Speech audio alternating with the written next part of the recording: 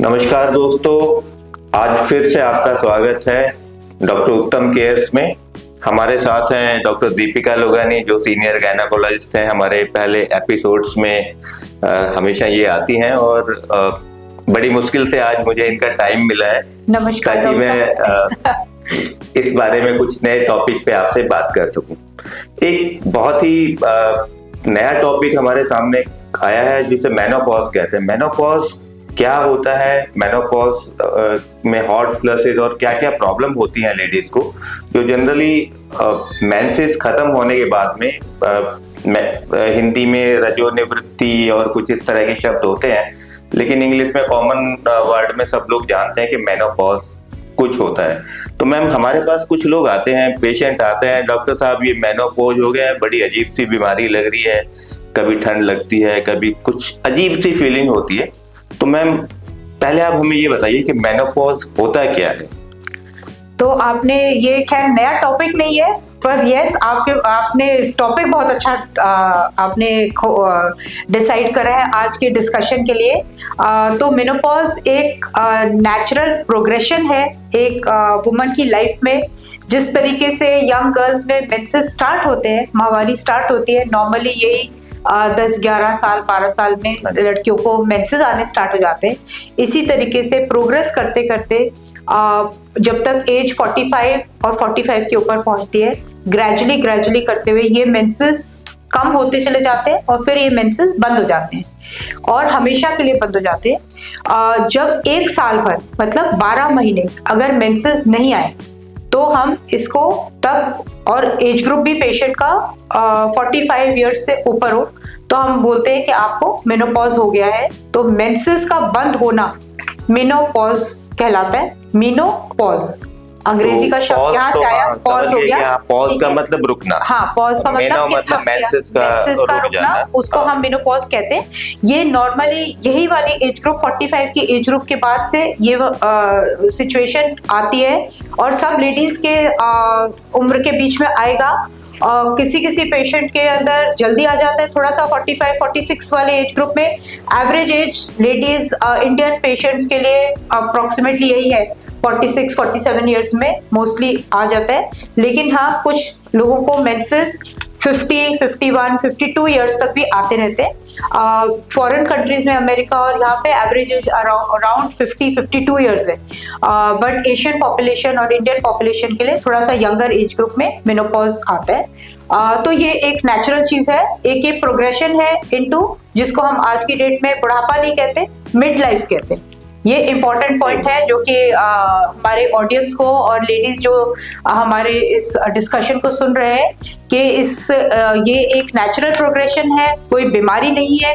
हाँ, इसके सिम्टम्स कुछ हद तक थोड़े से डिस्ट्रेसिंग इनिशियली हो सकते हैं, जो आई थिंक अभी डॉक्टर साहब पूछेंगे तो मैं आपको एक्सप्लेन करूंगी। लेकिन अभी का जो सवाल था कि मेनोपॉज क्या होता है, तो मेंसेस का परमानेंटली बंद होना 45 के एज ग्रुप के बाद, इसको हम मेनोपॉज कहते हैं। मैम, इसका रीजन क्या होता है, क्यों होता है मेनोपॉज? क्या बॉडी में मेनली हार्मोन्स के चेंजेस आते हैं या? तो ये इसका शॉर्ट में आपको बताते हैं कि क्या जब बेसिकली एक लड़की पैदा होती है तो उसकी ओवरीज, जो अंडकोश होता है, उसमें कुछ एग्स पैदाइशी बने हुए रहते हैं। जब वो 11-12 साल की एज ग्रुप की हो जाती है, जब मेंसेस स्टार्ट होते हैं, तो हर महीने एक एग जो है वो क्या कहते हैं, मैच्योर होता है, जिसको हम कहते हैं ओव्यूलेशन। और बहुत सारे एग्स जो सिस्टम में रहते हैं वो खुद से अपने आप डिसॉल्व भी होते रहते हैं। तो एक लाइफ दी गई है जिस समय तक ओवरीज काम करती हैं, और मेनोपॉज के आसपास में ओवरीज काम करना बंद कर देती है। इसका मतलब ये एग्स जो है ये ओवरीज में एग्जॉस्ट हो जाते हैं। तो अब एग्स रहे नहीं, तो एग बनेंगे नहीं हर महीने। और दूसरी चीज, ये जो एग बनते हैं तो इसके बीच में एक हार्मोन बनता है एग बनने के टाइम पे, जिसको हम ईस्ट्रोजन कहते हैं। तो ये हार्मोन बहुत इंपॉर्टेंट है। ये जब एग नहीं बनेंगे तो ईस्ट्रोजन की मात्रा भी बॉडी के अंदर, ब्लड के अंदर लेवल्स ईस्ट्रोजन के कम हो जाते हैं। तो इसका रीजन ही है जिसकी वजह से यूट्रस को जब ईस्ट्रोजन नहीं सप्लाई मिलती है तो यूट्रस, जो बच्चेदानी जिसे हम कहते हैं, वहां से ब्लीडिंग होना बंद हो जाता है। तो इसको इजी शब्दों में ये बोलेंगे कि एज के साथ में जो ओवरीज है वो काम करना बंद कर देती है। एग्जॉस्ट हो जाती है और उसकी वजह से क्योंकि ईस्ट्रोजन के लेवल कम हो जाता है तो यूट्रस ब्लीड करना बंद कर देता है। मैम इसमें एक हमारे पास जो पेशेंट आते हैं वो कुछ कहते हैं हॉट फ्लशेस हो रहे हैं या मूड स्विंग्स होते हैं। कई बार उनके फिजियोलॉजिकल और साइकोलॉजिकल जो चेंजेस हैं वो उन्हें खुद समझ में नहीं आता है कि उन्हें ऐसा क्यों हो रहा है। और हालांकि लेडीज बहुत सारी सोचती हैं कि चलो अब मेंसेस खत्म, अब मेरी बहुत सारी प्रॉब्लम इसके साथ साथ खत्म हो जाएगी, लेकिन मेंसेस और मेनोपॉज होने के बाद में उनके साथ एक नई प्रॉब्लम खड़ी हो जाती है जिसे कई बार लगता है ये पता नहीं क्या बीमारी लग गई है। करेक्ट। तो इसके बारे में थोड़ा बता तो दीजिए। ये जरूर है कि जैसे मैंने आपको बताया ये ईस्ट्रोजन अगर बॉडी से एकदम से जैसे हट जाता है, ईस्ट्रोजन के लेवल्स कम हो जाते हैं तो बॉडी उसको कुछ हद तक प्रोटेस्ट करती है, उसको धीरे धीरे करके तो यूज टू हो जाएगी, लेकिन इनिशियल जो चेंजेस हैं और इनफैक्ट ये चेंजेस मेनोपॉज के साथ नहीं, मेनोपॉज से कुछ साल पहले ही स्टार्ट हो जाते हैं क्योंकि धीरे धीरे ओवरीज जो है वो फेल करना शुरू करती हैं। ईस्ट्रोजन के लेवल्स जो बॉडी के अंदर यंगर एज ग्रुप से ज्यादा रहते हैं वो धीरे धीरे कम होने लगते हैं, तो उसकी वजह से जो मेंसेस है वो इरेगुलर आएंगे और साथ में जो आपने बताया ये सारे सिम्टम्स ईस्ट्रोजन के अभाव से, ये सिम्टम्स जो है लेडीज कई दफा बताते हैं कि उनको हॉट फ्लैशेस होने लगे। हॉट फ्लैशेस मतलब अचानक से एकदम से फेस एकदम लाल हो जाएगा, गर्म फीलिंग होएगा और किसी समय पेशेंट एकदम से जैसे होता है कि ठंड के टाइम पे भी आप बोलोगे कि एसी चला दीजिए, पंखा चला दीजिए, हमें बहुत गर्मी लग रही है, एकदम से रात को सोते हुए अचानक से नींद खुलेगी और एकदम पसीना पसीना आने लग जाएगा, मतलब बहुत गर्मी लग रही है और पसीने आ रहे हैं। तो इस तरीके के सिम्टम्स पेशेंट्स के अंदर आ सकते हैं, जिसको हम हॉट फ्लैशेस या नाइट स्वेट्स के रात के टाइम पे अचानक से पसीना आना। ये वर्ड्स तो नाइट स्वेट्स है, लेकिन कुछ पेशेंट हमें पूरे दिन में भी ऐसे बताते हैं कि अचानक हम बैठे और अचानक एकदम पूरे बॉडी में पसीना आने लग गया, बुखार नहीं है लेकिन पसीना आने लग गया। तो इस तरीके के सिम्टम्स जो हैं ये इसलिए होते हैं क्योंकि ईस्ट्रोजन के जैसे मैंने बताया लेवल कम होने से जो ब्रेन में एक सेंटर है जो टेम्परेचर को मेंटेन करता है, हाइपोथैलेमस के अंदर जो टेम्परेचर का सेंटर है वो ईस्ट्रोजन डिपेंडेंट है, तो उसको प्रॉपर ईस्ट्रोजन ना मिलने से वो कुछ हद तक इस तरीके का प्रोटेस्ट करता है, यानी कि आपका रेगुलेटर खराब हो गया। एग्जैक्टली। तो वो रेगुलेटर खराब होने से आपको किसी समय अचानक से बहुत गर्मी लगेगी या एकदम से पसीना आएगा और फिर उसके बाद में धीरे धीरे वक्त के साथ में इस चीज को 6 महीने, साल भर, 2 साल भर, कई दफा 4-5 साल भी लग जाते हैं जब आपका ये रेगुलेटर फिर दोबारा से अपना सोच लेता है कि अच्छा अब हमें बिना ईस्ट्रोजन के जिंदगी काटनी है, तो फिर वो उसके बाद में धीरे धीरे ये पेशेंट्स सेटल हो जाते हैं। ये एक तरीके की जिसको हम वेसोमोटर सिम्टम्स बोलते हैं। देखिए एकदम हॉट फ्लैशेस और आए तो ये क्या हुआ कि आपके बॉडी के अंदर ब्लड वेसल्स डायलेट हो गई, तभी पसीना आएगा।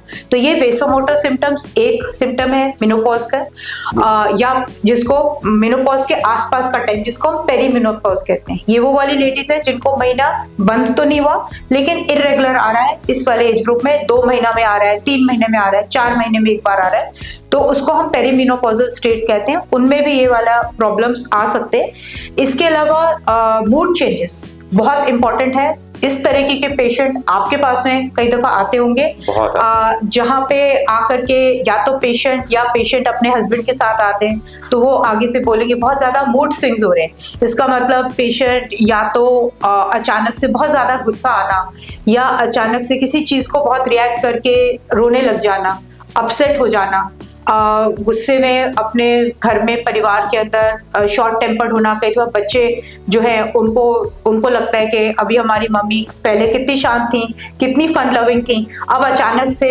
बहुत गुस्सा करती, छोटी छोटी बातों पे रिएक्ट करके हमें डांट पड़ती है, हस्बैंड को भी डांट पड़ती है, घर वालों को भी लगता है कि अच्छा ये सडनली पेशेंट का बिहेवियर चेंज हो गया है।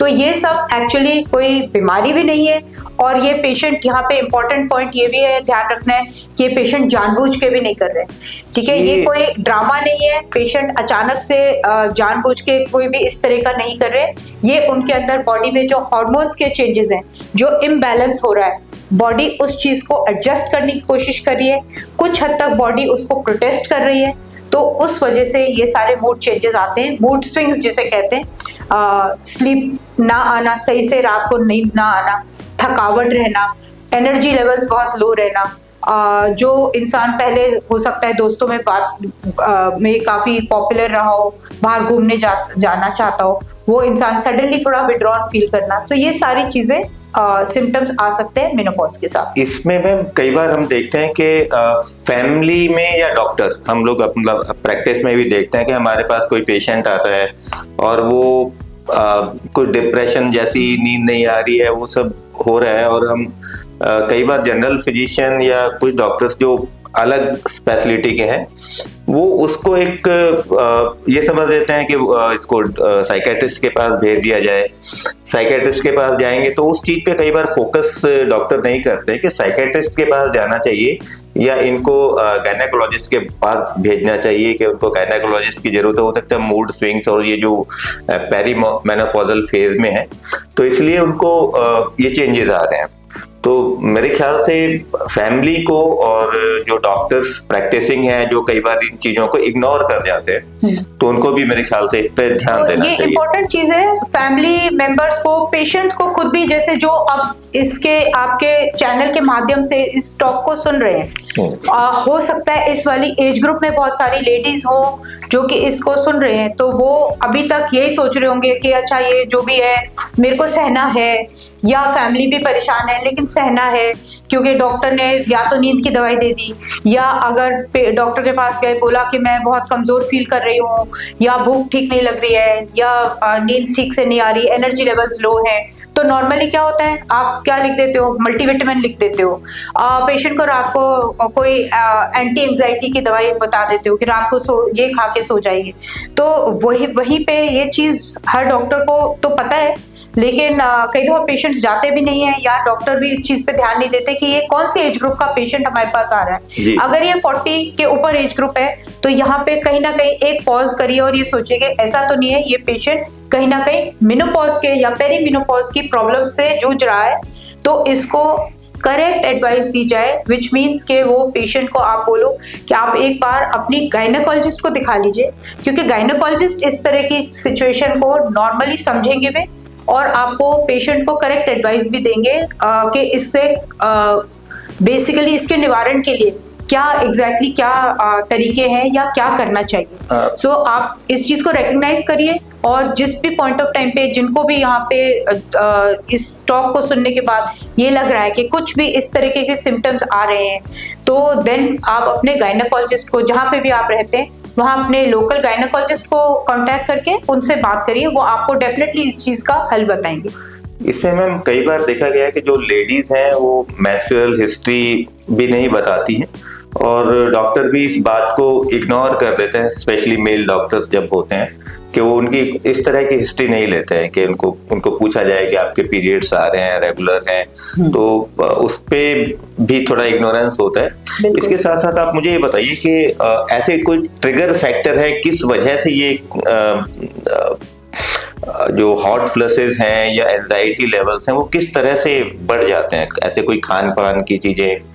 ये बात आप बिल्कुल ठीक कह रहे हैं कि ये होता ऐसा ही है नॉर्मली आमतौर से, कि अगर ये पेशेंट जिनको मान लीजिए थोड़ा सा नींद नहीं आ रही, या थोड़ा वीक फील कर रहे हैं, कोई एनर्जी लेवल्स कम है, तो ऐसा वाला पेशेंट नॉर्मली वीकनेस के साथ किसी जनरल प्रैक्टिशनर के पास ही जाएगा, और वहां पे वो, जैसे आप करेक्टली बोल रहे हैं, मोस्टली वो मेल डॉक्टर होते हैं, तो वो अपनी तरफ से पेशेंट को उस समय यही सोच करके कि आपको खून की कमी होगी, आपको विटामिन की कमी होगी, ज्यादातर कैल्शियम की होगी, विटामिन डी की कमी होगी, इसलिए आप कमजोर फील कर रहे हैं, इस तरह की कोई चीज पे एडवाइस कर देते हैं, और शायद कहीं ना कहीं थोड़ा सा झिझक रखते हैं कि ये पेशेंट से जो हमसे ये पूछना है, अगर हम इनसे मेंसेस की हिस्ट्री पूछे तो पेशेंट सोचेगा कि डॉक्टर साहब से मैं क्या पूछने आई हूँ और डॉक्टर साहब मेरे को क्या चीज पूछ रहे हैं, तो ये डॉक्टर साहब क्यों इस तरह से पूछ रहे हैं। जैसे हमारा सोसाइटी है, लेकिन मैं यहाँ पे ये भी बताना चाहूंगी कि डॉक्टर्स को भी झिझक नहीं होनी चाहिए, क्योंकि नॉर्मली आज की डेट में ये होता ही है कि एक मेल डॉक्टर अगर एक फीमेल पेशेंट को देख रहा है तो वहां पे या तो उनकी फीमेल नर्स होगी या फिर पेशेंट के हस्बैंड या कोई पेशेंट के साथ में कोई रिलेटिव होगा, तो वहां पे डॉक्टर अगर ये सवाल पूछ रहा है तो वो डॉक्टर जस्टिफाई भी कर सकता है कि आपकी एज ग्रुप 40 प्लस है, तो मेरे को इसलिए मेंस्ट्रुअल हिस्ट्री पूछनी जरूरी है, ताकि मैं उस तरीके का सोच के चलूं कि अच्छा आपको गायनी की जरूरत तो नहीं है, रादर देन पेशेंट को साइकेट्रिस्ट के पास भेजने से पहले तो अच्छा है ना कि उस पेशेंट को आप गायनी के पास भेजिए, क्योंकि गायनी के पास इस चीज का डायरेक्टली इलाज है। अगर ये मेनोपॉज रिलेटेड प्रॉब्लम है तो साइकेट्री की दवाइयां ना दे करके मेनोपॉज की जो ट्रीटमेंट्स हैं जो अभी हम डिस्कस करेंगे वो अवेलेबल है, तो डॉक्टर स्टार्ट करेंगे। मोस्टली पेशेंट्स महीने या 2 महीने के अंदर ही सेटल हो जाते हैं। तो ये हॉट फ्लशेस किसी खाने पीने से बढ़ते या घटते हैं? हाँ जी, तो आपने जो पूछा तो ये डेफिनेटली हॉट फ्लशेस, जैसे जो हम नॉर्मली बोलते हैं कि ज्यादा तीखा खाना है, ज्यादा तली हुई चीजें हो गई, मिर्च मसाला हो गया, कॉफी चाय, ये सारी चीजें अगर ज्यादा लेते हैं तो इनसे थोड़े से टेम्परेचर चेंजेस बॉडी के अंदर ज्यादा आएंगे। सो ये सब खाने की चीजें तो वैसे भी बहुत अच्छी नहीं मानी गई हैं, और स्पेशली अगर पेशेंट अल्कोहल लेते हैं, पेशेंट स्मोकिंग करते हैं, तो ये वाली सारी चीजें भी आपको डेफिनेटली अपने डाइट से और आपके नॉर्मल लाइफस्टाइल से धीरे धीरे करके कम करना है।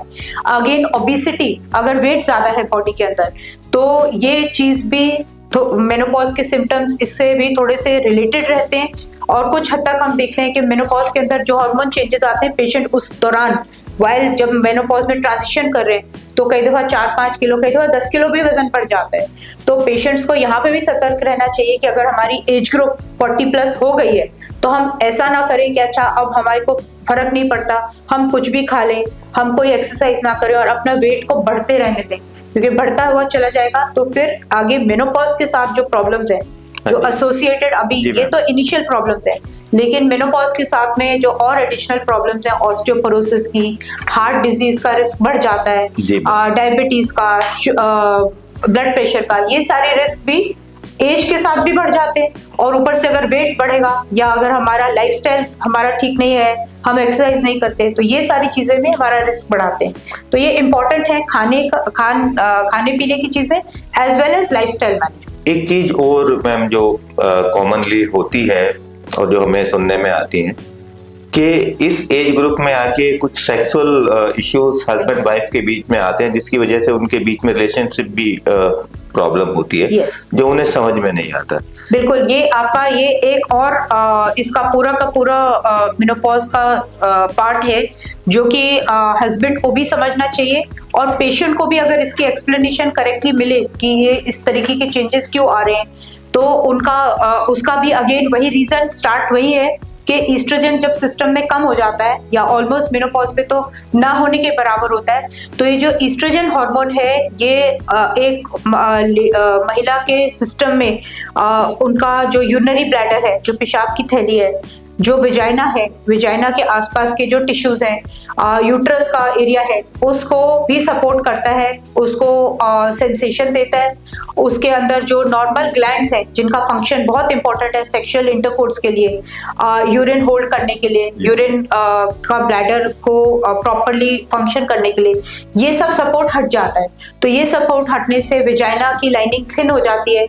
ऐसे वाले पेशेंट्स नॉर्मली इचिंग मतलब खुजली रहना नीचे के विजाइनल एरिया में, जलन रहना, यूरिन ठीक से ना होल्ड कर पाना, ऐसे वाले पेशेंट्स बहुत बार हमें बताएंगे कि हमें एकदम से अचानक से फीलिंग होती है और हमें वॉशरूम के लिए एकदम से दौड़ लगानी पड़ती है और अगर हम नहीं पहुंच पाए तो निकल जाएगा, इस तरह की फीलिंग आती है जिसको हम यूरिनरी अर्जेंसी कहते हैं। इसके साथ में विजाइनल ड्राइनेस की वजह से जो आपने बताया बहुत करेक्ट चीज बताई कि सेक्सुअल फीलिंग ऑफ सेक्स या एंजॉयमेंट ऑफ सेक्स, ये काफी हद तक पेशेंट्स को ड्राइनेस की वजह से पेनफुल सेक्स हो जाता है या इंटरेस्ट भी सेक्स से हट जाता है। तो ये इंपॉर्टेंट पॉइंट्स हैं जहाँ पे इस चीज का इलाज अवेलेबल है। ये एक इम्पॉर्टेंट पॉइंट है पेशेंट और उनके हस्बैंड दोनों को समझने के लिए कि ये महिला अगर मेनोपॉज में आ गई तो मेनोपॉज का मतलब ये नहीं है कि आपकी ये वाली पार्ट जिंदगी का खत्म हो गया, ऐसा बिल्कुल भी नहीं है। 40, 45, 50 इयर्स के पेशेंट्स को हम मिड लाइफ बोलते हैं, कहीं से भी ओल्ड एज नहीं बोलते। ठीक है। आज की डेट में ओल्ड एज तो आपकी 80-85 उस वाले एज ग्रुप में बोला जाता है। नॉर्मली ये वाला एज ग्रुप को अपनी जिंदगी बिल्कुल वैसे ही जीनी चाहिए जैसे कि वो पहले जी रहे थे। सिर्फ यहाँ पे ये है कि अगर आपको ये सब कोई भी कंप्लेंट्स आ रहे हैं, जो कि आपके वेसोमोटर कंप्लेंट्स जो मैंने डिस्कस करे, मूड चेंजेस, या ये सारे जो जिसको हम ये कहते हैं genito urinary symptoms of menopause. Genital मतलब विजाइना, यूनरी मतलब ब्लैडर और यूरिन का, ये सिम्टम्स भी बहुत कॉमन है। इनके जो है ये इलाज आपके गायनेकोलॉजिस्ट के पास में है। आप अगर जाएंगे तो आप बताएंगे कि हमें ये कंप्लेंट है, तो डॉक्टर आपके लिए सही इलाज, सही तरीके से कब दवाई स्टार्ट करनी है या क्या ऑइंटमेंट यूज करनी है आपको बताएंगे, तो आप काफी हद तक इन प्रॉब्लम से निवारण पा सकें। अभी मैम आपने बताया कि जैसे इरिटेशन या यूरिन होल्ड करने की, यूरिन अर्जेंसी, जनरली ऐसे पेशेंट जब क्लिनिक्स में डॉक्टर के पास, जनरल फिजिशियन के पास कहीं जाते हैं तो वो जनरली यूटीआई समझ के उनकी इन्वेस्टिगेशन भी कराते हैं, सब कुछ करते हैं, उसमें कुछ आता नहीं है, नॉर्मल होती हैं। तो उसमें मेरी एडवाइस ये भी होगी कि अगर डॉक्टर्स हैं और कुछ इस तरह की वो हिस्ट्री है, एज ग्रुप है और यूटीआई जैसे सिम्टम है लेकिन रिपोर्ट्स नॉर्मल आ रही है, तो एक बार गायनेकोलॉजिस्ट को भी दिखा देना चाहिए। खैर यूटीआई का भी, जो यूरिनरी ट्रैक्ट इन्फेक्शन है, इसका भी थोड़ा सा रेट बढ़ जाता है, मतलब मोर हायर चांसेस हो जाते हैं यूरिनरी ट्रैक्ट इन्फेक्शन के। अगेन उसका रीजन वही है कि वेजाइनल लाइनिंग थिन हो जाती है, तो उसके अंदर जो इम्यूनिटी है वो कम हो जाती है। अब अगर ऐसे पेशेंट के अंदर बैक्टीरिया का कहीं से भी टच होगा, जो कि नॉर्मली पब्लिक वॉशरूम से आ सकता है यूज करने से, तो ये पेशेंट रिपीटेडली आपके पास आएंगे। हो सकता है जनरल प्रैक्टिशनर के पास जाए या हो सकता है गायनेकोलॉजिस्ट के पास जाए कि एक बार यूरिनरी ट्रैक्ट इन्फेक्शन हुआ, हमने उसको प्रॉपर्ली ट्रीट कर दिया, पेशेंट 2-3 महीने 4 महीने के बाद फिर से एक इन्फेक्शन लेके आ गया। तो रिपीटेड यूटीआई भी हो सकते हैं, पर आपका ये वाली बात भी करेक्ट है कि कई दफा होता है कि पेशेंट को यूटीआई नहीं है, ठीक है, जलन की फीलिंग आ रही है या यूरिन पास करने के टाइम पे जलन है, तो उसको मिस्टेकनली यूटीआई पेशेंट समझ लेता है या डॉक्टर समझ लेते हैं, और पेशेंट को बार बार एंटीबायोटिक, और आते हैं हमारे पास इस तरह से पेशेंट, जो पेशेंट के पर्चे अगर हम देखें तो पिछले जैसे 1 या 2 महीने के अंदर पेशेंट ने 3-4 अलग अलग एंटीबायोटिक्स लिए हुए होते हैं कि वो जिस डॉक्टर के पास जा रही है वो पुराना पर्चा देख के एक नई किस्म का एंटीबायोटिक लिख देता है। कल्चर में भी कई बार कुछ नहीं, कल्चर में आ नहीं रहा है, यूरिन का जो रूटीन है उसमें कोई पस सेल्स नहीं है, कोई बैक्टीरिया नहीं है, फिर भी वो क्योंकि पेशेंट बोल रही है मुझे जलन हो रही है, तो वो उनको बार बार डॉक्टर्स को इस चीज की अगर नहीं समझ है तो वो बार बार पेशेंट को एंटीबायोटिक दे रहे हैं, जो कि बिल्कुल गलत है। तो ऐसे वाला पेशेंट नॉर्मली अगर गायनेकोलॉजिस्ट के पास जाएगा और वो डॉक्टर एग्जामिन करेंगी तो वो ये चीज देख पाएंगे कि पेशेंट का विजाइनल थिनिंग की वजह से वहाँ पे, जिसको हम एट्रोफिक वेजिनाइटिस कहते हैं, कि वहाँ एट्रोफी हो गई है। तो ऐसे वाले पेशेंट्स को अगर हम हार्मोन की क्रीम्स पे डालते हैं या ऑइंटमेंट पे डालते हैं तो ऐसे वाले पेशेंट को बहुत जल्दी रिलीफ हो जाता है। बट हाँ, हम ये डेफिनेटली बोलेंगे कि पहले गायनेकोलॉजिस्ट को दिखाएं, उनसे करेक्ट एडवाइस लें, उसके बाद ही कोई दवाई स्टार्ट करें। प्लीज ओवर द काउंटर जाके केमिस्ट से दवाई ना स्टार्ट करें, क्योंकि वो दवाइयाँ फायदा करते हुए नुकसान का पोटेंशियल भी रखती हैं। जी मैम, कई बार केमिस्ट देखता है डॉक्टर यही दवाई लिखते हैं तो वो उसके पास कोई जाता है, खांसी की दवाई दे दो, बुखार की, वो उठा के उनको सिमिलर जो एक प्रेस्क्रिप्शन है उसी फॉर्मेट में दे देते हैं। तो मैम अब मेरा जो सबसे ज्यादा इम्पोर्टेंट सवाल है वो ये है कि इसका सॉल्यूशन क्या है, ठीक है, ट्रीटमेंट क्या है, और ये पेशेंट कितने साल तक ऐसे ही परेशान होते रहेंगे? तो ये आपका ये इम्पोर्टेंट क्वेश्चन है और इसका ही तो सारा पूरा इसका डिस्कशन यहाँ पे आ रहा है। और बहुत बार यहाँ पे पेशेंट्स एज वेल एज बहुत सारे गायनेकोलॉजिस्ट भी हम देखते हैं जहाँ पे उनको थोड़ा सा नॉलेज नहीं है या वो डर, हाँ अपडेटेड नहीं है, या थोड़ा सा डर के वास्ते पेशेंट को, हाँ कि उस तो पेशेंट को करेक्ट एडवाइस या करेक्ट हार्मोन की ट्रीटमेंट जिस पेशेंट को जरूरी भी है वो स्टार्ट नहीं किया जाता।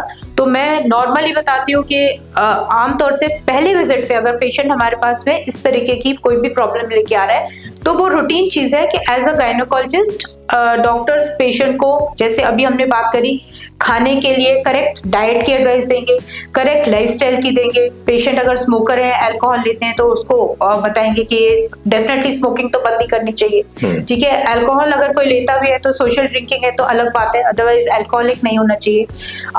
एक्सरसाइज की एडवाइस देंगे, ये तो हमने आपको जनरल एडवाइस देनी ही है। इसके अलावा इनिशियली डेफिनेटली हम लोग कैल्शियम पे डालते हैं, विटामिन डी अगर कम है तो विटामिन डी पे डालेंगे। अगर पेशेंट को ब्लड प्रेशर की प्रॉब्लम है तो बीपी, शुगर की प्रॉब्लम है शुगर, थायराइड का है तो थायराइड, ये सब चीजें हम कंट्रोल करना ही चाहेंगे।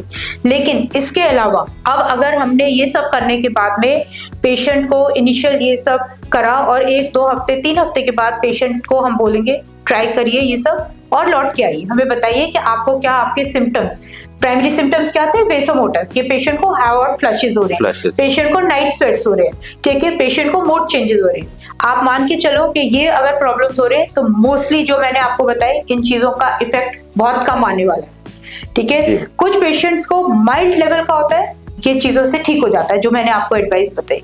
लेकिन बहुत सारे पेशेंट्स जहाँ पे ये सिवियर प्रॉब्लम्स हो रही है, जहाँ पे पेशेंट आपको बोलेगा एक दिन में 5 से 8 बार 10 बार मेरे को एकदम पसीने पसीने हो जाती हूँ, एकदम गर्मी लगती है, पूरा फेस रेड हो जाता है, फिर उसके बाद ठीक हो जाता है। एकदम मेरे को कमरे से बाहर जाना पड़ता है या एसी चलाना पड़ता है, बाकी लोगों को कमरे से बाहर जाना पड़ता है ठंड के टाइम। मेरे साथ भी हुआ है। ठीक है, तो ये वाली चीज होती है कि आप सडनली पंखा चला देते हो फुल स्पीड पे और बाकी कमरे से बाहर चले जाते हैं क्योंकि ठंड का टाइम है। तो अब ये ऐसे वाले पेशेंट को आपने कैल्शियम पे डाल दिया, आपने प्लांट वाले एस्ट्रोजन पे डाल दिया, ये पेशेंट नहीं होगा ठीक है। ऐसे वाले पेशेंट को डॉक्टर प्लीज आप अपने गायनेकोलॉजिस्ट के पास जाइए। वो गायनेकोलॉजिस्ट ट्रेंड होने चाहिए या उनको ये चीज की नॉलेज होनी चाहिए कि उनको मेनोपॉजल पेशेंट्स को कैसे डील करना है, कैसे एडवाइस करना है। वो अगर डॉक्टर ट्रेंड होंगे तो ये चीज के लिए आपको, अब मैं बता रही हूँ क्या, आपका बेसिक चीजें स्क्रीन करके, ऐसे ही नहीं कि आप आए तो हमने दवाई आपको स्टार्ट कर दी, लेकिन बेसिक स्क्रीनिंग करके, जिसमें बहुत ही बेसिक है, जैसे कि आपका पैप स्मेयर होना जरूरी है, एक मैमोग्राफी होना जरूरी है। तो इसके अंदर कौन किसको मैमोग्राफी नहीं करानी चाहिए? सबको करानी चाहिए। 40 इयर्स के बाद में मैमोग्राफी एडवाइजेबल है। एक अल्ट्रासाउंड कराइए जो कि नॉर्मली आप करवाते हैं। Basic haemoglobin, thyroid, sugar, lipid profile, इतना तो कोई भी डॉक्टर कराए। विटामिन डी, इतना तो हम लोग शुगर के लिए, ब्लड प्रेशर का चेक कराइए, वजन चेक कराइए, ये हमने बेसिक करा। इस काम को करने में मैक्सिमम 1 से 2 दिन लगेंगे, रिपोर्ट आ जाएगी। अब अगर ये सब रिपोर्ट आपकी ठीक आई है तो आपको बैठा करके काउंसल करके दवाई स्टार्ट करी जाएगी। अब ये कौन सी दवाई है? ये मेनोपॉज हार्मोन थेरेपी है, इसको शॉर्ट में MHT मेनोपॉज हार्मोन थेरेपी बोलते हैं, जिसमें ईस्ट्रोजन और प्रोजेस्टेरोन का कॉम्बिनेशन है। ठीक है, ईस्ट्रोजन वैसा वाला ईस्ट्रोजन जो आपके मेंसेस के टाइम पे, जब मेंसेस आ रहे थे, उस तरीके का नेचुरल ईस्ट्रोजन है। इसी तरीके का जो प्रोजेस्टेरोन है वो भी नेचुरल प्रोजेस्टेरोन है। मैम, जैसे हम लोग कहते हैं कि विटामिन डी कम हो गया तो हम उसके लिए गोली खा लेते हैं। हाँ। ऐसे ये हार्मोन कम हो गया तो क्या कोई ऐसे हार्मोन की गोली खा सकता है? तो अब यही कितना है, डोज देना है, कितना तो ड्यूरेशन होना चाहिए? हार्मोन ही तो कम हुआ तभी तो मेंसेस बंद हुए, तो यहाँ पे और पेशेंट को साइंस और सिम्टम्स आ रहे हैं। अब हमने जो हार्मोन की जो थेरेपी जो मैं आपको बता रही हूँ, ये बहुत लो डोज पे दी जाती है। इससे मेंसेस अगर बंद हो गए तो मेंसेस आएंगे नहीं। लोग ये भी समझते हैं कि अच्छा हमें मेंसेस बंद हो गए, डॉक्टर ने दवाई दी तो अब हमें क्या मेंसेस फिर से आने लग जाएंगे। तो हमारा वो इंटेंशन भी नहीं है, हमने इतना हाई डोज देना भी नहीं है। हमारा इंटेंशन क्या है कि पेशेंट को सिम्टम्स आ रहे हैं, जो वेसोमोटर या मूड चेंजेस वाले जो सिम्टम्स आ रहे हैं, तो ये सिम्टम्स को सेटल करने के लिए हमने लोएस्ट डोज पे दवाई देनी है। कितने टाइम तक देनी है? हो सकता है 6 महीने देनी पड़े, हो सकता है 1 साल देनी पड़े। देने को अगर पेशेंट खुश है दवाई से और उनको कोई साइड इफेक्ट, कोई प्रॉब्लम नहीं है, तो वो पेशेंट अप्रोक्सीमेटली 5 से 10 साल तक भी दवाई ले सकता है, डिपेंडिंग ऑन कि कितने सिम्टम्स है और किस चीज के लिए दी गई है। नॉर्मली अगर मैं डालती हूँ पेशेंट्स को तो 6 मंथ से 2 इयर्स तक के लिए हम दे रहे होते हैं।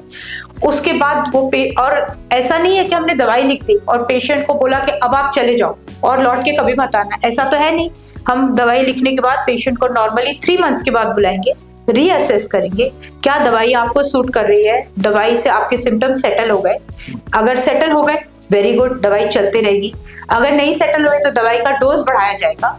तो there is no fit for all, एक ही तरीके की थेरेपी है, एक ही डोज है।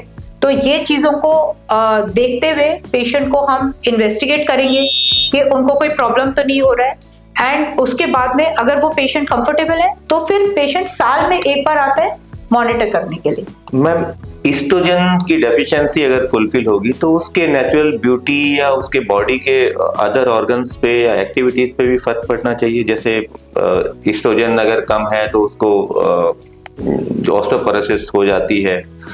तो ईस्ट्रोजन अगर कम है तो एक्चुअली जो ईस्ट्रोजन का जो हम जब हार्मोन थेरेपी बता रही हूँ, ये नॉर्मली पेशेंट्स उन्हीं को दिया जा रहा है जो पेशेंट्स सिम्टम्स लेके आ रहे हैं, जो कि मैंने आपको बताया। नहीं देते हैं। हाँ, हर एक को नहीं देते।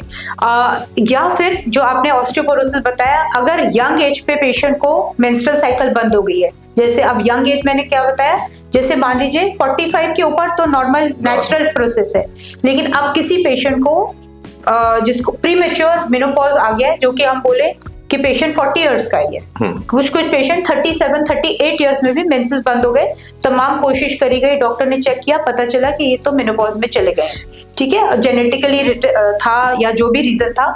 या फिर एक और पूरा कैटेगरी ऑफ पेशेंट्स है जिनका किसी वजह से ओवरी में कोई ट्यूमर था या कुछ, यूट्रस के साथ ओवरीज भी निकाल दी गई है, ठीक है, हिस्टेक्टमी करी है और ओवरीज भी निकाल दी गई बिकॉज ओवरी में कोई ट्यूमर था जो कि कैंसर नहीं था लेकिन कुछ और सिस्ट थी या कुछ था। तो अब ऐसा वाला पेशेंट अचानक से मेनोपॉज में चला जाएगा क्योंकि ओवरीज निकाली गई है।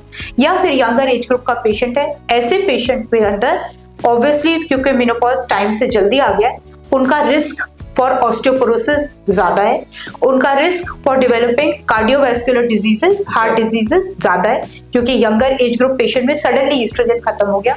ऐसे पेशेंट्स को डेफिनेटली मेनोपॉज हार्मोन थेरेपी दी जाती है और ऑब्वियसली कंटिन्यू करी जाती है जब तक पेशेंट की नेचुरल एज ऑफ मेनोपॉज नहीं आएगी।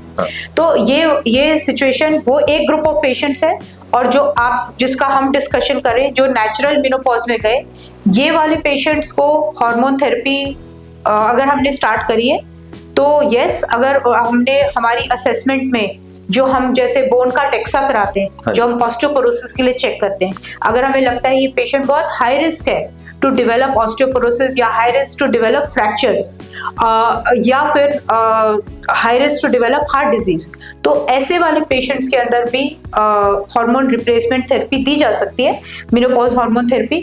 लेकिन नॉर्मली आज की डेट में हम लोग जब दे रहे हैं तो ये सिम्टम्स जो आपसे डिस्कस किए गए इनके लिए दे रहे हैं, जो आपके ऑस्टियोपोरोसिस और इन सब के लिए प्राइमरीली नहीं दिया, प्राइमरीली नहीं दिया जाता। कुछ मिथ्स हैं इस बारे में। हाँ जी। कि जैसे अभी पहले बात हो रही थी कि मेनोपॉज मतलब समझ लिया बुढ़ापा आ गया, ठीक है, तो ऐसे कुछ वो होते हैं कि जैसे क्या मेनोपॉज एक बुढ़ापे का निशानी है? ये तो आपने पहले ये बिल्कुल नहीं, ये दोबारा से नहीं, आप बिल्कुल ये मिथ्स है, और ये क्वेश्चन जो है ये एक एक करके क्वेश्चन पूछ करके आंसर भी करने जरूरी है। तो क्या मेनोपॉज बुढ़ापा का दूसरा नाम है? बिल्कुल नहीं। तो ये आपको मान के चलना है कि मेनोपॉज का मतलब ये है कि आप मिड लाइफ में आ गए, मतलब मिडिल एज कहलाएगा जो मेनोपॉज वाली लेडी है। कहीं से भी अपने आप को ये मत सोचिए कि हम ओल्ड हो गए तो हमें अपना जो भी लाइफस्टाइल पहले था वो हमें पूरा चेंज करना पड़ेगा। प्लीज आप अपना वही लाइफस्टाइल कंटिन्यू करिए, एक्सेप्ट कि जो अनहेल्दी हैबिट्स है वो तो खैर किसी भी एज ग्रुप में आपको छोड़नी चाहिए, but otherwise as doctors gynaecologist है आपको हेल्प करने के लिए और इस वाली सिचुएशन से आगे निकलने के लिए, and you can lead a normal life जिस तरीके से आप पहले जी रहे थे। ये बहुत इंपॉर्टेंट पॉइंट है कि कहीं से भी इसको मेनोपॉज को ओल्ड एज नहीं कहा जाता, और ये चीज कॉमनली अब मैं आपको मेनोपॉज का दूसरा उसको बताती हूँ।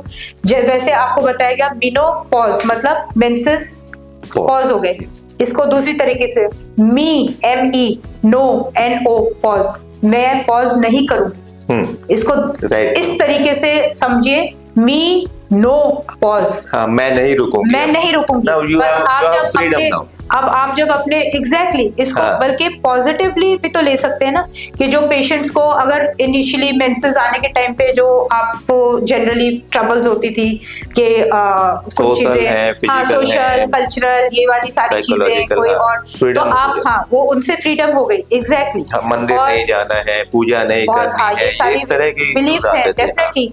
तो यहाँ से आप कुछ हद तक यहाँ से आपका रिलीफ मिल गया, तो बाकी आप अपनी जिंदगी बिल्कुल उसी तरह से स्पेंड करिए जिस तरह से आप जीना चाहते हैं। एंड बट अगर कोई आपको प्रॉब्लम्स आ रहे हैं तो as doctors please visit the gynaecologist, और वो गायनेकोलॉजिस्ट आपको करेक्ट एडवाइस बता करके आपके जो जो क्वेश्चंस हैं उनको करेक्टली आंसर करके आपका प्रॉब्लम्स को सेटल करने के लिए मेडिसिन पे डालें।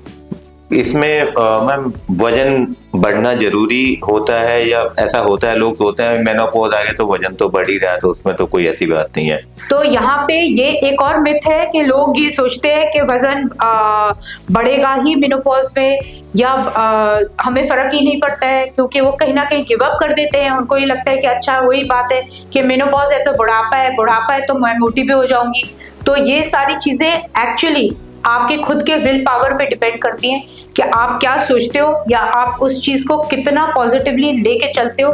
जैसे मैंने बताया कि मेनोपॉज में आपको मेंसेस बंद हो गए, ये चीज को अगर आप पॉजिटिव सोच के चलेंगे और ये सोचेंगे कि इससे कुछ हद तक फ्रीडम मिल गई, लेकिन बाकी सारी चीजों को आप अपने स्ट्राइड में लेके चलिए कि ये सारी बाकी सारी चीजें या तो मैं खुद ही अपना कंट्रोल करूंगी विल पावर से। वेट ऑब्वियसली आप सब कुछ उल्टा सीधा खाएंगे और एक्सरसाइज नहीं करेंगे तो वेट तो बढ़ेगा, तो किसी भी एज ग्रुप में बढ़ेगा। थोड़ा बहुत हार्मोन के चेंजेस से आपका ईटिंग के लेवल्स में चेंजेस आ सकते हैं, लेकिन वो भी अगर आप केयरफुल हैं, पहले से ही वेट को वॉच कर रहे हैं और ड्यूरिंग मेनोपॉज अपना प्रॉपर लाइफस्टाइल और एक्सरसाइज को कंटिन्यू कर रहे हैं, तो ऐसा नहीं है कि आपका जरूरी है कि वेट 5 से 10 किलो वेट बढ़ गया तो आप बढ़ने मत दीजिए, वो इम्पोर्टेंट है। फैमिली सपोर्ट जो इनके इमोशनल प्रॉब्लम है और जो, तो इसमें फैमिली सपोर्ट कितना जरूरी है, या सोशल सपोर्ट कि इस तरह इरिटेबल है, आप ऑफिस में इरिटेबल हो जाते हो या आप अपने घर में इरिटेबल हो जाते हो, तो इसमें फैमिली और सोसाइटी का क्या रोल होना चाहिए? ये भी बहुत एक इम्पॉर्टेंट चीज है फॉर फैमिली टू रिकॉग्नाइज। शायद सोसाइटी तो खैर वही है कि आपके जो नियर एंड डियर फ्रेंड्स हैं जो कि शायद समझ रहे हैं कि अच्छा जहाँ पे आप बात भी कर सकते हैं, उनसे बोल सकते हैं कि अच्छा I am undergoing some changes, जो मिड लाइफ का जो है सिचुएशन। बट इमीडिएट फैमिली जैसे पेशेंट के घर के अंदर उनके हस्बैंड, उनके मोस्टली इस वाले एज में पेशेंट के टीनेज बच्चे होंगे, टीनेजर्स होंगे, और उनके फैमिली में इन लॉज, पेरेंट्स की साइड पे जो भी लोग हैं, वो इमीडिएट फैमिली शुड अंडरस्टैंड कि ओके दिस ये जो पेशेंट है ये मेनोपॉज की एज ग्रुप में अब इसके सिचुएशन के थ्रू गुजर रहे हैं, तो उनको सपोर्ट करना चाहिए रादर देन रिडिक्यूलिंग देम, या जैसे होता है कि अच्छा आप तो ऐसे ही बिहेव करते हैं, या इस तरीके के लैंग्वेज यूज करना कि ये तो आप नाटक कर रहे हो, अननेसेसरली हर चीज के ऊपर आप ओवर रिएक्ट कर रहे हो, इस तरीके की लैंग्वेज यूज करना कि आप पहले तो बहुत फन लविंग थे। बच्चों की तो बच्चे उस एज में वोलेटाइल भी काफी होते हैं। हाँ, बच्चे तो होते ही हैं आगे से। आप पहले तो बहुत फन लविंग थे, हम जहाँ बोलते थे हमारे साथ चलो, आप हमारे साथ चल पड़ते थे, खाना बाहर खाने के लिए तैयार हो जाते थे। अभी हर बार हम आपको बोलते हैं तो आप बहाना बना के घर बैठ जाते हो। तो इस तरीके की सिचुएशन से कहीं ना कहीं थोड़ा सा बच्चों को सपोर्टिव होना चाहिए, थोड़ा सा जो फैमिली मेंबर्स में हस्बैंड और इमीडिएट फैमिली है उनको सपोर्टिव होना चाहिए, ये सोचते हुए कि अच्छा ये पेशेंट जो है ये she is undergoing a change in her life and वो धीरे धीरे करके ये सेटल हो जाएगा। क्योंकि ये भी एक इम्पॉर्टेंट पॉइंट है जो सब लेडीज को समझना चाहिए कि ये एक ट्रांजिशन फेज है, आप हमेशा के लिए नहीं चेंज हो जाओगे। Over a period of time ये बॉडी जो है वो साइकोलॉजिकली एज वेल एज ये सब वेसोमोटर सिम्टम्स ये सब सेटल हो जाते हैं, क्योंकि बॉडी यूज्ड हो जाती है कि ईस्ट्रोजन के बगैर भी काम करना पड़ेगा, क्योंकि बहुत सारी जिंदगी तो ईस्ट्रोजन के बगैर ही चलेगी। तो बहुत बार ये with in 6 months 1 year symptoms mostly settle हो जाते हैं। लेकिन हमारा आज की डेट में एज गायनेकोलॉजिस्ट क्या कहना है कि आप 6 महीने भी अपनी जिंदगी का क्यों वेस्ट कर रहे हैं या 1 साल भी क्यों वेस्ट कर रहे हैं, क्योंकि हम किसी पेशेंट के अंदर प्रिडिक्ट नहीं कर सकते कि आपको ये मेनोपॉज के जो सिम्टम्स हैं ये 6 महीने में खत्म हो जाएंगे या अगले 5 साल तक भी आते रहेंगे। तो हम पेशेंट्स को, कोई भी गायनी ये नहीं बोलेगा कि चलो इसको अभी आप सह लो, कितने दिन सह लो, इसका कोई जवाब नहीं है ना हमारे पास। तो आपको एज पेशेंट्स और गायनेकोलॉजिस्ट भी कोई अगर सुन रहे हैं, तो हमें पेशेंट के पास में, जब हमारे पास इलाज है इस चीज का पेशेंट को मैनेज करने के लिए, तो हम पेशेंट को मेडिसिन पे डालें, क्लोजली मॉनिटर करें, और आफ्टर से 6 months और 1 year ऑफ मेनोपॉज हम पेशेंट को दवाई विड्रॉ करके देखें कि क्या ये सिम्टम्स दोबारा आए। अगर दोबारा आए, दवाई दोबारा स्टार्ट कर दीजिए, और अगर वो पेशेंट का वो टाइड ओवर वाला टाइम खत्म हो गया, आपने दवाई बंद करी और देखा कि पेशेंट को सिम्टम्स नहीं आए, तो आप दवाई बंद हो गई, तो आपने शॉर्ट टर्म के लिए दी। तो पॉसिबल है कि दवाई 1 या 2 साल में ही बंद हो गई, या कुछ पेशेंट्स हमारे इतने खुश रहते हैं इस दवाई के साथ में कि वो कहते हैं दवाई आप कंटिन्यू करो। तो अब अगला सवाल क्या ये है कि क्या ये हम पेशेंट को 20-25 साल 80 साल के एज ग्रुप तक देते रहे दवाई? तो नहीं, ये दवाई कब तक दी जा सकती है? जो दवाई की बात जो कह रही हूँ, मेनोपॉज हार्मोन थेरेपी की बात हो रही है, ये अगर हमने स्टार्ट करी है तो ये 60 की age, till the time the patient is reaching 60 दवाई बंद करनी ही पड़ेगी उस पॉइंट ऑफ टाइम पे। और या फिर 10 years इंटू मेनोपॉज, तो मतलब अगर मैंने एक 45 years की महिला को दवाई स्टार्ट करी है क्योंकि उनको सिम्टम्स आ रहे थे, ऐसे ही नहीं स्टार्ट करी, सिम्टम्स के लिए स्टार्ट करे, अब उनके सिम्टम्स सेटल हो गए, लेकिन पेशेंट कहती है डॉक्टर आई एम हैप्पी, ये दवाई मेरे को फायदा कर रही है, आई एम ओके, आप ये दवाई चलने दीजिए, मैं बंद नहीं करना चाह रही हूँ, मैं आपके पास साल में 1 बार आऊंगी सब टेस्ट कराने के लिए। तो अब कितने टाइम तक दवाई दी जा सकती है? टिल द टाइम ये पेशेंट 55 years की हो जाएगी। तो 10 साल मेनोपॉज जब भी स्टार्ट करी वहां से 10 years तक दे सकते हैं, या फिर पेशेंट मान लीजिए 50 years पे हमने स्टार्ट किया, जब पेशेंट 60 years की होंगी दवाई बंद करनी पड़ेगी। That is the normal protocol जो हम लोग फॉलो कर रहे हैं। ये नहीं कि आप सालों साल चलाते रहो, ऐसा नहीं है कि आप पेशेंट को 25-30 साल तक आप देते रहेंगे। इसका एक टाइम लिमिट है जो कि गाइडलाइंस हमें परमिट करती हैं, उसके बियॉन्ड हम दवाई नहीं दे सकते। थैंक यू डॉक्टर दीपिका, आज इस टॉपिक पे बहुत अच्छे से चर्चा हुई है। लगता है हमारे दर्शकों को भी अच्छे से समझ में आया होगा। और अगर इस तरह के फेज में आप हैं जहां मूड स्विंग्स हो रहे हैं, बहुत ज्यादा हो रहे हैं, हॉट फ्लशेस हो रहे हैं, फैमिली में झगड़े हो जाते हैं इन मुद्दों को लेके, इमोशनल सोशल, तो आप इस पे ध्यान दें, और अगर कोई भी इस तरह की प्रॉब्लम है तो जाके अपने गायनेकोलॉजिस्ट को दिखाएं। और अगर हमारी कोई मदद की जरूरत है तो आप हमें मेल कर सकते हैं, और हमारे चैनल को लाइक और सब्सक्राइब कीजिए। और आपको किस टॉपिक पे लगता है वीडियो बनानी चाहिए वो आप हमें बताइए, हम उस पे पूरा आपको ज्ञान देंगे। धन्यवाद।